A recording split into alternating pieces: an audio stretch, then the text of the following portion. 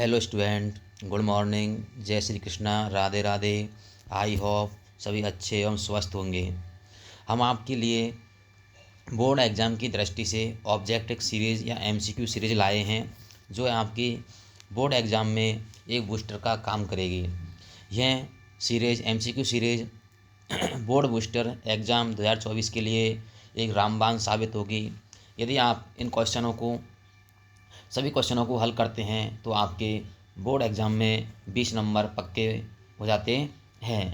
तो आज का हम सेशन स्टार्ट करते हैं। पहला क्वेश्चन है हमारा उदर कौन सा अम्ल उत्पन्न करता है। हमारा उदर है, पेट में कौन से अम्ल का स्त्रावित होता है। तो पेट में कौन सा अम्ल होता है, H2SO4 या HNO3 या NOH या HCl। तो हमारे पेट के अंदर क्या होता है, HCl अम्ल का स्त्रावन होता है।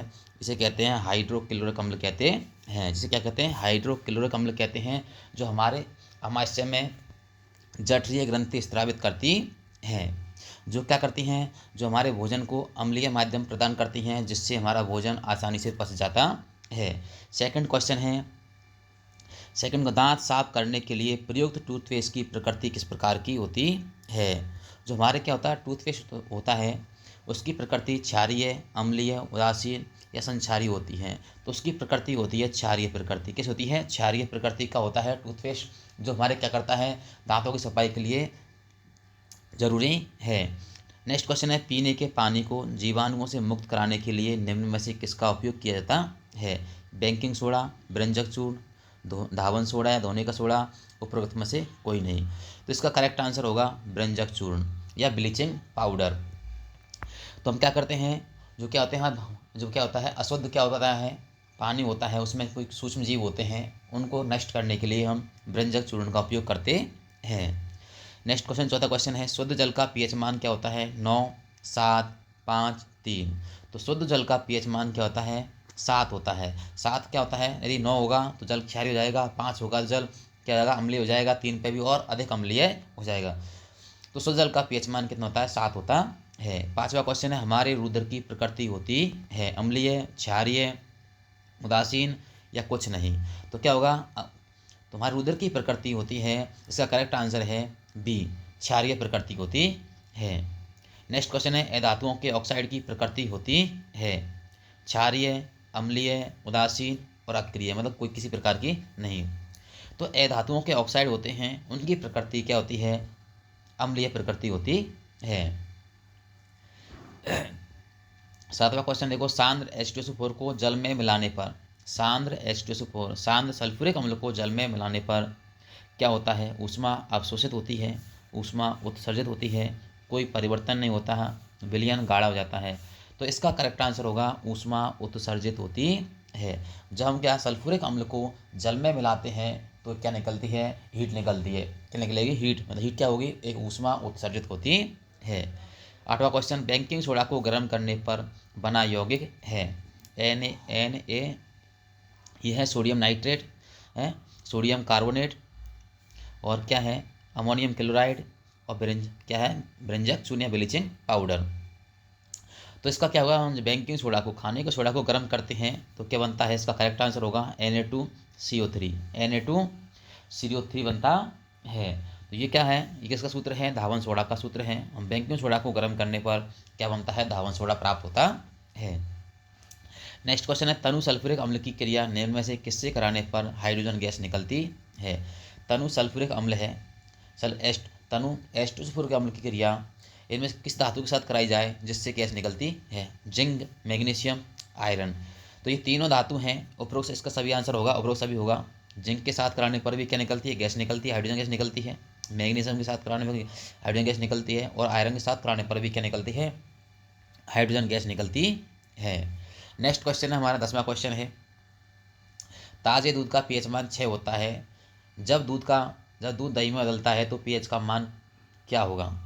हम सभी पता है दूध का पीएच मान क्या होता है, 6 होता है। दूध क्या होता है, कुछ मीठा होता है, क्या होगा, मीठा होगा, तो उसका पीएच मान क्या है, 6 होगा।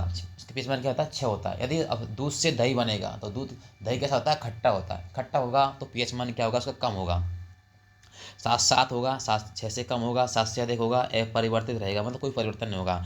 तो क्या होगा, छः से कम होगा। क्या होगा, छः से कम होगा। 11वां क्वेश्चन है, कठोर जल को मृदु बनाने के लिए प्रयुक्त होने वाला यौगिक है sodium chloride, sodium carbonate, calcium carbonate और कैल्शियम हाइड्रोक्साइड। तो इसका आंसर हो, करेक्ट आंसर होगा, क्या होगा, जो कठोर जल है, क्या होता है, कठोर जल को मतलब बोलते हैं क्षारा जल। क्या होता है, क्षारी जल, मतलब क्या होता है, कड़वा होता है। तो उसको हम क्या करते हैं, उसको मीठा बनाना है। क्या बनाना है, मीठा बनाना है। तो हम इसमें क्या डालेंगे, सोडियम कार्बोनेट। क्या मिलाते हैं, सोडियम कार्बोनेट मिलाते हैं। इसका एक करेक्ट आंसर हो जाता है। चींटी के डंक में पाए जाने वाला अम्ल है। चींटी के डंक में कौन सा अम्ल पाया जाता है, मेथेनोइक अम्ल, एसिटिक अम्ल, साइट्रिक अम्ल और ऑक्जेलिक अम्ल। तो चींटी के अम्ल डंक में जो सा अम्ल पाया जाता है, उसका करेक्ट आंसर है मेथेनोइक अम्ल है। उसमें कौन सा पाया जाता है, मेथेनोइक अम्ल पाया जाता है। निम्न में से कौन सा गुण अम्लों में नहीं पाया जाता है। ऐसा कौन सा गुण है जो अम्लों के नहीं है। इनका स्वाद खट्टा होता है, ये तो अम्लों का गुण है, अम्ल के स्वाद खट्टे होते हैं। ये नीले लिटमस पत्र को लाल कर देते हैं, ये भी सही बात है। ये भी क्या करते हैं, अम्ल होते हैं, नीले लिटमस पत्र को लाल कर देते हैं। ये साबुन की तरह होते हैं, इसका ये करेक्ट आंसर होगा। अम्ल होते हैं, साबुन की तरह नहीं होते हैं।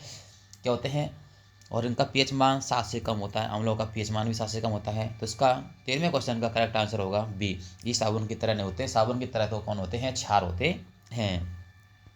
14वां क्वेश्चन देखो, निम्न में से किस लवण में क्रिस्टलन जल नहीं होता है। क्रिस्टलन जल का मतलब होता है उसके जो क्या है, जो यौगिक है उसके सूत्र में उसमें क्या कुछ ना कुछ मात्रा जल की पाई जाती है। नीलत होता, ये नीलत होता है, इसे कहते हैं कॉपर सल्फेट। जिसका सूत्र था CuSO4 5H2O। तो इसमें फाइव अणु किसके हैं, जल के हैं। इसमें जल है। धोने का सोडा, इसका होता है NaHCO3। इसमें जल के अणु नहीं होते हैं। जबकि क्या होता है, जिप्सम होता है। तो इसमें क्या होता है, CaSO4 और 2H2O होता है, इसका सूत्र होता है इसमें। तो इसमें दो अणु जल के हैं। खाने का सोडा, धावन सोडा में भी क्या होता है, धावन सोडे में भी जल के अणु होते हैं। धावन सोडे में क्या होते हैं, 10H2 होते हैं। तो Na2CO3 10H2 होता है। जबकि किसमें, बेकिंग सोडा में, खाने के सोडा में क्या होता है, खाने के सोडे के सूत्र में क्या होता है, जल नहीं पाया जाता है। तो इसलिए क्रिस्टलन जल किसमें नहीं होगा, खाने का सोडा या बेकिंग सोडा में नहीं होता है। इसका सूत्र होता है NaHCO3। जबकि नीलत होता है CuSO4 5H2O। धावन सोडा को होता है सी, वो क्या होता है, Na2CO3 Na2CO3 10H2 होता है। जिप्सम का होता है CaSO4 2H2 होता है। इन सभी में, तीनों में क्या होता है, जल के अणु पाए जाते हैं। जबकि धावन सोडा या बेकिंग सोडा के सूत्र में क्या होते हैं, जल के अणु नहीं पाए जाते हैं। इसलिए यह इसमें क्रिस्टलन जल नहीं पाया जाता है। तो 14वें क्वेश्चन का करेक्ट आंसर होगा सी होगा। 15वां क्वेश्चन देखो, मधुमक्खी के डंक का इलाज किससे किया जाता है। तो मधुमक्खी के डंक में क्या होता है, वो क्या होता है, अम्ल पाया जाता है। अब अम्ल को अपन को उदासीन करना है, उसके लिए क्या लगाना पड़ेगा, क्षार लगाना पड़ेगा। सिरका का अम्ल है। सोडियम हाइड्रोजन कार्बोनेट, सल्फ्यूरिक अम्ल, नींबू का रस। तो A B C और A से वो C और D तो क्या है, ये सभी अम्ल हैं। जबकि B क्या है, ये क्या है, क्षार है, सोडियम हाइड्रोजन कार्बोनेट। ये क्या है, बेकिंग सोडा या खाने का सोडा होता है। इसके द्वारा हम मधुमक्खी के डंक में जो क्या होता है, डंक होता है, उसका इलाज किया जा सकता है। 16वां क्वेश्चन देखो, एक पौधे की किस्म 6 से 6.5 मान वाली मिट्टी में सबसे अच्छे रूप से विकसित होती है। एक पौधे की क्या है, किस्म है, जिस मृदा का या मिट्टी का पीएच मान क्या है, 6 से 6.5 है, उसमें अच्छी उत्पादन करती हैं। यदि किसी खेत की मिट्टी का पीएच मान 4.5 है, तो पौधे को उगाने के लिए मिट्टी के किस पदार्थ को मिलाना चाहिए। और यदि क्या हो, उस मिट्टी की पीएच मान 4.5 रह जाए, तो मिट्टी में क्या जाएगी, अम्लता की मात्रा बढ़ जाएगी, जिससे क्या होगा, फसल पर बुरा प्रभाव पड़ेगा, जिससे अच्छा उत्पादन नहीं होगा। इसके उपचार के लिए हम इसमें क्या मिलाते हैं, स्टार्च मिलाएंगे, नहीं बात। रेत मिट्टी है, ग्लूकोज से नहीं पड़ता। चूना एक क्या है, क्षारीय पदार्थ है, जिससे क्या करेगा, अम्लीय मिट्टी को कुछ उदासीन करने का कार्य करेगा और संतुलित बना देगा। तो इसका करेक्ट आंसर होगा बी। CaOCl2 का सामान्य नाम है, तो यह है ब्लीचिंग पाउडर का नाम है। तो कैल्शियम क्लोराइड नहीं है, इसका करेक्ट आंसर होगा सी, ब्लीचिंग पाउडर होगा। नेक्स्ट 18वां क्वेश्चन देखते हैं। प्लास्टर ऑफ पेरिस प्राप्त करने के लिए जिप्सम को किस तापमान पर गर्म किया जाता है।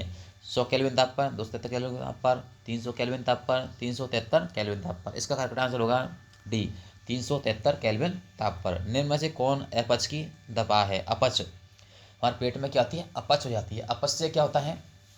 पेट में दर्द नहीं होता, पेन नहीं होता। तो उसके लिए क्या होता है? तो sodium hydroxide, magnesium hydroxide, magnesium hydroxide, potassium hydroxide. इसका करेक्ट आंसर होगा बी, मैग्नीशियम हाइड्रोक्साइड। इसको कहते हैं मिल्क ऑफ मैग्नीशिया कहते हैं। ये क्या करता है? हमारे पेट में अपच को क्या करता है? संतुलित करता है।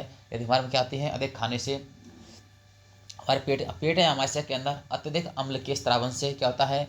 भोजन नहीं पचता है और हमें अपच हो जाती है। अब उसमें अधिक अम्ल है तो उसको संतुलित करने के लिए हम क्या लेते हैं? मैग्नीशियम हाइड्रोक्साइड लेते हैं। इसे कहते हैं मिल्क ऑफ मैग्नीशिया। ये हमारे अपच को क्या कर देता है? अपच की बीमारी को ठीक कर देता है या उदासीन कर देता है। अधिक खाने से अपच के कारण होने वाली बेचैनी क्या लेने से ठीक हो जाती है? अगर अपच हो गई तो क्या होगा? आपके शरीर में क्या होगा? आपको वॉमिट्स आने लगेंगी है, तो क्या होगा? और पेट में दर्द होने लगेगा। तो इसके लिए हम क्या लेते हैं? सिरका, नींबू का रस, बेकिंग सोडा, कास्टिक सोडा। इसका करेक्ट आंसर होगा, क्योंकि हमारे जब पेट के अंदर तो क्या है? पहले से ही क्या है? अम्ल है, और अम्ल को उदासीन किससे होगा? क्षार से होगा। तो क्षार क्या है? बेकिंग सोडा है। बेकिंग सोडा है, खाने का सोडा कह लो उसको। तो बेकिंग सोडा लेने से हमारे पेट में बेचैनी है वो ठीक हो जाती है। नेक्स्ट 21वां क्वेश्चन देखो, निम्नलिखित में से कौन से पदार्थ क्रिस्टलन जल उपस्थित नहीं है? अभी पढ़ा था हमने, बेकिंग सोडा में क्या होता है? क्रिस्टलन जल नहीं होता है। धावन सोडा में होता है, जिप्सम में होता है, प्लास्टर ऑफ पेरिस में होता है, जबकि किसमें होता है? बेकिंग सोडा में नहीं होता है। इसका करेक्ट आंसर होगा सी होगा। रक्त या खून का पीएच मान क्या होता है? हमको पता है रक्त क्या होता है? क्षारीय होता है। अब देखो सब में ये क्या है? ये अम्लीय है। इसका पीएच करेक्ट आंसर होगा सी, 7.4 होगा करेक्ट आंसर इसका। सार्वत्रिक पीएच के चार्ट के अंतिम सिरों पर दिखने वाले दो रंग हैं। जो पीएच चार्ट होता है उसमें क्या होंगे? जो क्या होगा? जो अम्लीय पदार्थ होते हैं वो लाल को क्या कर देते हैं? नीले को लाल कर देते हैं, जबकि क्षारीय पदार्थ क्या करते हैं? लाल को नीला कर देते हैं। तो क्या होगा? पहले का रंग हो क्या होगा? लाल और नीला होगा। क्या होगा? लाल और नीला। इसका करेक्ट आंसर होगा लाल और नीला। लाल नीला क्या होगा? क्योंकि अम्ल है, अम्ल का पहले वाला भाग है उसमें क्या होगा? नीला। लाल क्यों होगा? क्योंकि नीले को लाल में डुबाएंगे, वो नीले को अम्ल में डुबाएंगे तो उसका नीले क्या होता है? लाल हो जाता है। लास्ट वाला नीला क्यों होता है? यदि पीछे वाला भाग लाल है उसको क्षार में डुबा दिया तो क्या होगा? वो नीला हो जाएगा। इसलिए लाल और नीले होते हैं।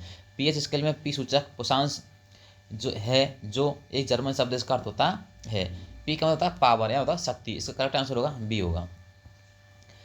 25 कॉक की पत्ती की प्रकृति होती है। तो कॉक की पत्ती की प्रकृति क्या होती है? अम्लीय, क्षारीय, उदासीन। तो कॉक के पत्ते की प्रकृति होती है क्षारीय प्रकृति होती है। इसका करेक्ट आंसर होगा बी। प्लास्टर ऑफ पेरिस का रासायनिक सूत्र है तो CaSO4 2H2O। ये किसका है? जिप्सम का है। CaSO4 हाफ H2O, ये इसका करेक्ट आंसर होगा बी। करेक्ट आंसर होगा CaSO4 half H2O। Na2CO3 10H2O तो किसका होगा? धावन सोडा का होगा। और किसका होगा? धावन सोडा का होगा। और Na2CO3 ये भी धावन सोडा का सूत्र है। इसका करेक्ट आंसर क्या होगा? CaSO4 half H2O plaster of Paris का रासायनिक सूत्र होगा। ये मैंने आपके ऑब्जेक्ट क्वेश्चन 26 क्वेश्चन करा दिए। इनको अच्छे से पढ़ना है, यह आपके एग्जाम में एक बूस्टर का काम करेंगे। यदि आपने इन क्वेश्चनों को अच्छे से पढ़ते हो तो आपके सभी पार्टों के MCQ क्वेश्चन करते हो तो आपके बोर्ड एग्जाम में 20 नंबर पक्के होते हैं। हमको कुछ क्या करते हैं? रिक्त स्थान वाले क्वेश्चन पढ़ते हैं। देखो रिक्त स्थान वाले क्वेश्चन देखो। शुक्र या वेनिस का वायुमंडल के श्वेत एवं पीले बादलों में बना होता है। तो उसमें क्या होता है? सल्फ्यूरिक अम्ल के बने होते हैं। किसके? सल्फ्यूरिक अम्ल या H2SO4 अम्ल के बने होते हैं। तो इसका आंसर होगा सल्फ्यूरिक अम्ल होगा। वर्षा के जल में पीएच का मान 5.6 से कम हो जाती है तो बेवला कहलाएगी। अब देखो 5.6, 7 से कम मान होता है वो अम्ल का होता है, और 5.6 से भी कम हो जाए तो वह किसका काम कराएगी? अम्लीय वर्षा कहलाएगी। क्या कहलाएगी? अम्लीय वर्षा कहलाएगी। तो दूसरे का आंसर होगा अम्लीय वर्षा होगा।